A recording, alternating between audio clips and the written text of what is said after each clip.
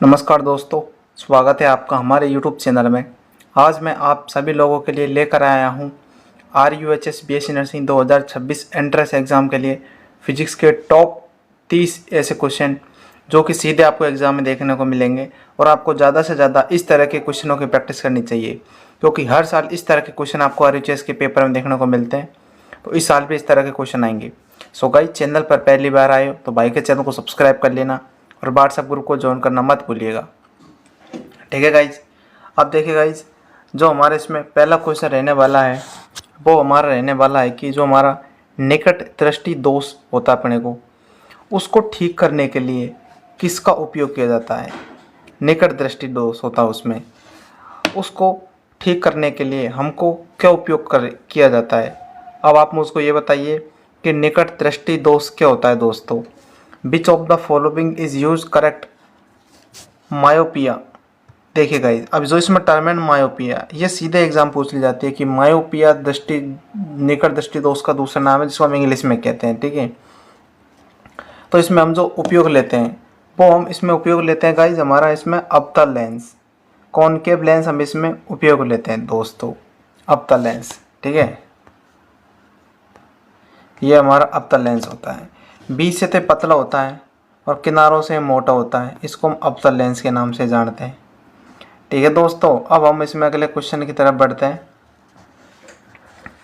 कि जो समतल दर्पण की फोकस दूरी होती है दोस्तों, अपने पास समतल दर्पण होता है, माना कि अपने पास प्लेन मिरर है ये एक, इसकी दोस्तों जो हमारी फोकस दूरी है वो कितनी होती है।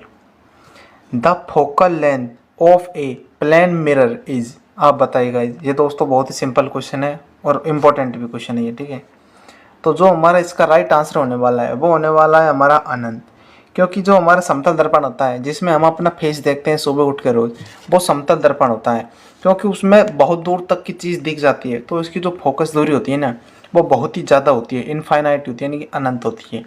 ठीक है प्यारे दोस्तों, अगर आप हमारे चैनल पर पहली बार आए हो तो हमारे चैनल को सब्सक्राइब कर लीजिएगा, क्योंकि हर वीडियो आपके पास आएगी तो आपको बेनिफिट होगा। काउंसलिंग में आपकी इतनी हेल्प कर दूंगा कि आपको इजीली कॉलेज में आपको दिला दूंगा, क्योंकि मैंने पिछली बार बहुत स्टूडेंटों को गवर्नमेंट कॉलेज दिलाया है कम नंबर पर भी, क्योंकि जो चॉइस फिलिंग का प्रोसेस होता है ना, उसको बच्चे गलत कर जाते हैं, कॉलेज की जो संख्या उसको ऊपर नीचे बढ़ देते हैं, उनमें कॉलेज नहीं मिल पाता है अच्छे नंबर होने के बावजूद भी।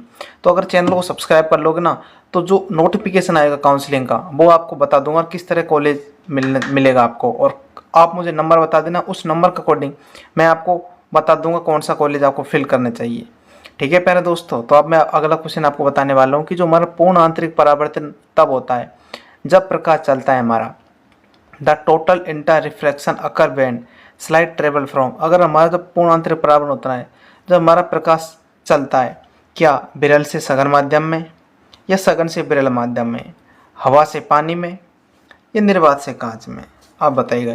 तो जो हमारा इसका राइट आंसर होने वाला है वो होने वाला है जब हमारा सघन से विरल में जाता है, जब होता है हमारा पूर्ण आंतरिक परावर्तन। ठीक है प्यारे दोस्तों, अगला जो हमारा क्वेश्चन होने वाला है कि वो होने वाला है कि जो हमारे लेंस की क्षमता किसमें मापी जाती है, कि power of a lens is measured is, जो हमारे लेंस की क्षमता होती है किस में मापी जाती है, क्या मीटर में मापी जाती है, या डायप्टर में मापी जाती है, या वाट में मापी जाती है, या जूल में मापी जाती है।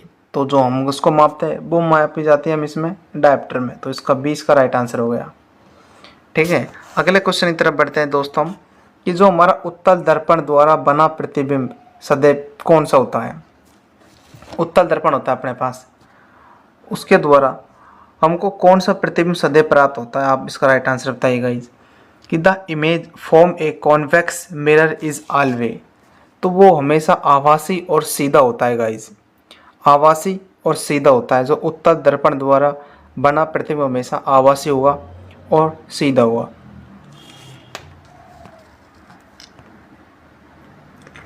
अगले क्वेश्चन की तरफ बढ़ते हैं गाइज हम, जो हमारा दर्पण का सूत्र होने वाला है वो यहाँ पर क्या होने वाला है। तो जो हमारा दर्पण का सूत्र होता है, मिरर फॉर्मूला, वो होता है 1/f बराबर 1/b plus 1/u। Important formula है, न्यूमेरिकल इसी तरह के बढ़ते हैं। अगर आपको दोस्तों फार्मूला आ गया तो न्यूमेरिकल करने में बिल्कुल टाइम नहीं लगेगा। ठीक है गाइज। तो फॉर्मूला आपको याद हो जाना चाहिए, हर फॉर्मूला। अगला क्वेश्चन है हमारा कि जो निर्वात का अपवर्तनांक होता है, the refractive index of A vacuum is, तो वो होता है हमारा एक वैक्यूम निर्वात का अपवर्तनांक। ठीक है गाइज, तो ये हमारा हो गया इसमें राइट आंसर बी। अगले क्वेश्चन की तरफ बढ़ते हैं कि सामान्य आँख के लिए स्पष्ट न्यूनतम दूरी होनी चाहिए। Form a normal eye the least then distance of distance vision is, तो हमारी सामान्य आँख के लिए स्पष्ट न्यूनतम दूरी कितनी होनी चाहिए? तो जो न्यूनतम दूरी होनी चाहिए वो होनी चाहिए 25 सेंटीमीटर गाइज। तो 20 का राइट आंसर हो गया। ठीक है, अगले क्वेश्चन की तरफ बढ़ते हैं। आवर्धक लेंस होता है हमारा मैग्नीफाइंग ग्लास इज, कौन सा है बताइए? ये मैग्नीफाई ग्लास इज, तो वो होता है हमारा उत्तल लेंस। मैग्नीफाई लेंस वो होता है हमारा उत्तल लेंस, यानी कॉन्वेक्स लेंस होता है। ठीक है, अगले क्वेश्चन की तरफ हम पढ़ते हैं कि जो हमारा ऑप्टिकल फाइबर होता है वो किस सिद्धांत पर कार्य करता है? जो हमारा optical fibre work on the principle of, किस सिद्धांत पर कार्य करता है? तो वो करता है गाइज यहाँ पर हमारा टोटल इंटरनल रिफ्लेक्शन पर, पूर्ण आंतरिक परावर्तन पर। तो ये इसका 20 का राइट आंसर हो गया गाइज हमारा। ठीक है, अगले क्वेश्चन की तरफ बढ़ते हैं कि जो हमारा श्वेत प्रकाश का अपने घटक रंगों में विभाजित होना क्या कहलाता है? The splitting of A white light into A constituent colour is called, तो वो हमारा क्या कहलाता है? जो हमारा सफ़ेद प्रकाश होता है कि श्वेत प्रकाश का अपने रंगों में विभाजित होना क्या कहलाता है? तो वो हमारा कहलाता है विक्षेपण। ठीक है गाइस, ये हो गया हमें इसका राइट आंसर। अगले क्वेश्चन की तरफ हम बढ़ने वाले हैं यहाँ पर कि जो हमारा लेंस का फॉर्मूला होता है वो हमारा यहाँ पर क्या होने वाला है? लेंस फॉर्मूला बताइए guys, lens maker formula.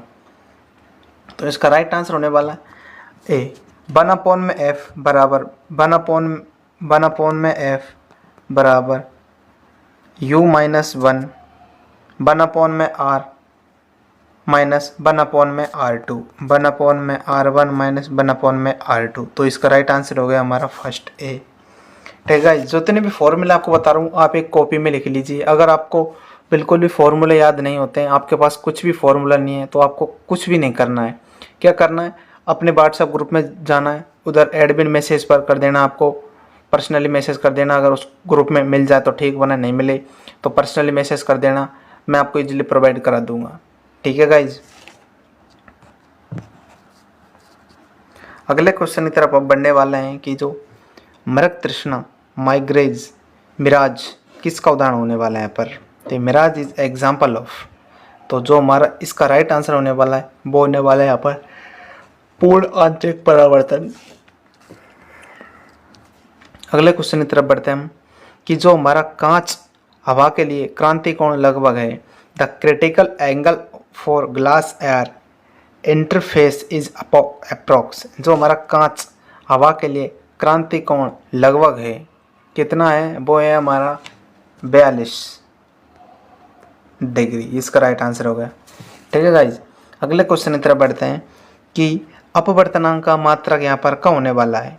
The unit of refractive index is, जो इसका मात्रक होने वाला है वो होने वाला है यहाँ पर कोई भी नहीं। जी हाँ गाइज, अपवर्तनांक का कोई भी मात्रक नहीं है। ठीक है, अगले क्वेश्चन की तरफ बढ़ते हैं कि हवा से कांच में प्रवेश करने वाली प्रकाश किरण अपनी, माना कि ये तो अपने पास हो गई ग्लास की स्लाइड, हवा से कांच में प्रवेश करने पर प्रकाश की किरण आप बताइए गाइज, ये अपना विलंब हो गया। ठीक है, आप इसका राइट आंसर बताइए। वो अविलंब की ओर मुड़ जाती है गाइज, ये जा रही है, माना कि देखो ये अपने एक कांच की स्लाइड है, ये है। ठीक है, प्रकाश किरण आ रही है, यह विलंब की ओर मुड़ जाती है। ठीक है, इसका राइट आंसर हो गया। तो जो उसका राइट आंसर होने वाला है वो होने वाला है हमारा फर्स्ट वेंट टुवर्ड नॉर्मल। ठीक है गाइज, अगले क्वेश्चन की तरफ यहाँ पर बढ़ने वाले हैं गाइज। यदि +2 डायोप्टर फोकस दूरी होगी गाइज, अब मैंने आपको फोकस दूरी का सूत्र बता दिया है, तो आप इसको याद करिएगा। इस फोकस दूरी का सूत्र आप बताइए कितनी स्पीड से आप कर सकते हो? ठीक है। ये इसका हो जाएगा यहाँ पर 25, ठीक है, यानी कि 50 इसका राइट आंसर होने वाला है हमारे यहाँ पर, ठीक है गाइज। ए इसका राइट आंसर हो गया 50। आप इसको फॉर्मूला लगा के सॉल्व कर लीजिएगा। अगला क्वेश्चन है हमारा कि प्रिज्म में कौन सा रंग सबसे अधिक विचलित होता है। जो हमारा प्रिज्म होता है, प्रिज्म में कौन सा रंग सबसे अधिक विचलित होता है, कि which colour deviate the most is prism. बताइएगा जिसका राइट आंसर, तो उसको राइट आंसर है बैंगनी, वॉयलेट, ठीक है गाइज। अगले क्वेश्चन की तरफ मैं बढ़ता हूँ। कोई भी बच्चा कट कॉपी पेस्ट नहीं करेगा, लेकिन कमेंट हर बच्चा करेगा, क्योंकि कमेंट ही आपकी कॉन्फिडेंस को डेवलप करेगा कि आप किस तरह से राइट आंसर बता रहे हो। क्योंकि जो स्टूडेंट इस तरह के क्वेश्चनों को सॉल्व कर देगा, मैं आपको गारंटी दे रहा हूँ RHS में इस तरह के क्वेश्चन आपको देखने को मिलेंगे और आप फिजिक्स में अच्छा खासा स्कोर कर दोगे। बिना फिजिक्स के गवर्नमेंट कॉलेज की संभावना मत करना गाइस, क्योंकि जिस स्टूडेंट की फिजिक्स अच्छी होगी, केमिस्ट्री अच्छी होगी, वही स्टूडेंट यहाँ पर गवर्नमेंट कॉलेज लेने वाला है। केवल 1 या 2 सब्जेक्ट अच्छी होने से गाइस गवर्नमेंट कॉलेज नहीं मिल पाता है गाइस। मैं आपको फिर कह रहा हूँ, फिजिक्स को इतनी मजबूत कर लेना, इसके लिए मैं कुछ नहीं करना है। मैं कल आपके लिए एक ऐसी वीडियो लाने वाला हूँ फिजिक्स की, जिसमें 5 दिन में आपको रिविजन ऐसा करना चाहिए कि फिजिक्स में आपके 33 में से 33 नंबर आ जाएंगे, ठीक है गाइस। न्यूमेरिकल भी ऐसे ट्रिक बता दूंगा न्यूमेरिकल सॉल्व करने की। अगर आपको न्यूमेरिकल बिल्कुल नहीं बैठ रहे हैं, 0 आपका लेवल है, तो किस तरह न्यूमेरिकल को सॉल्व करें, ठीक है। वीडियो देखना मत भूलना, कल वीडियो आपको बहुत जल्द आने वाली है। अगले क्वेश्चन है हमारा कि जो हमारा आकाश नीला क्यों दिखाई देता है, किसका यहाँ पर एग्जाम्पल है, the sky appear blue due to. तो वो उसका राइट आंसर है प्रकीर्णन के कारण, स्काइटिंग के कारण। ये RHS का PY की क्वेश्चन है, आकाश का नीला रंग दिखाई देता है क्यों, ठीक है। अगला यहाँ पर क्वेश्चन है कि निर्वात में प्रकाश की चाल क्या होती है, the speed of light is vacuum is. आप बताइए इसका राइट आंसर क्या होने वाला है।